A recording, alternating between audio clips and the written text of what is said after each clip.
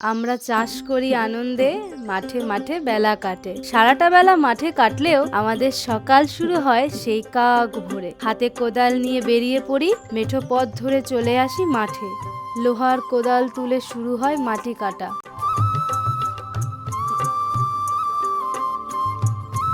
ভোরের বাতাস ছুটে আসে, শোনা যায় কত চেনা অজানা পাখির গান। কৃত্রিম গানের প্রয়োজন হয় না, প্রকৃতির গানের তালে তাল মিলিয়ে আমরা কাজ করে চলি।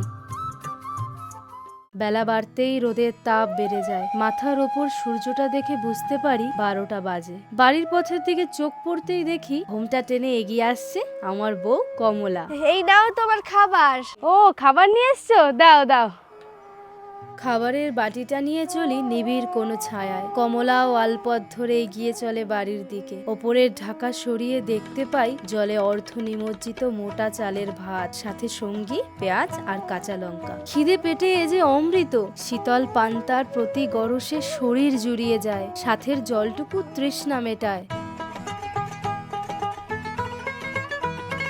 তারপর কেমন যেন ঝিম ধরে, চোখ বুজে আসে ওই তোমরা যাকে বলো বাঙালির ভাত ঘুম। মাথার গামছা মাটিতে বিছিয়ে শরীরটা এলিয়ে দিই।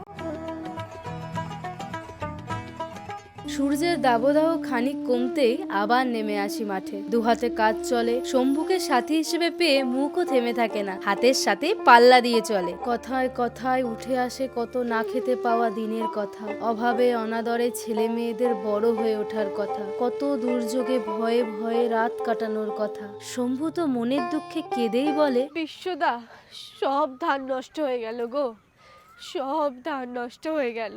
কি আর করবে ভাই, সবই আমাদের কপাল।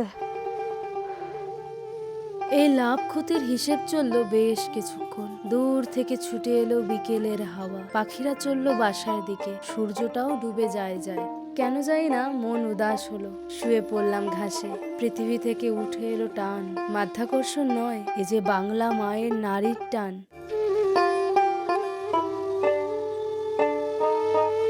মায়ের কোল জুড়ে শুয়ে থাকি, হাতের আদর ঘাস হয়ে ছুঁয়ে যায়। তাই তো কবি জীবনানন্দ বলেছেন, আবার আসিব ফিরে ধান সেরেটের তীরে এই বাংলায়।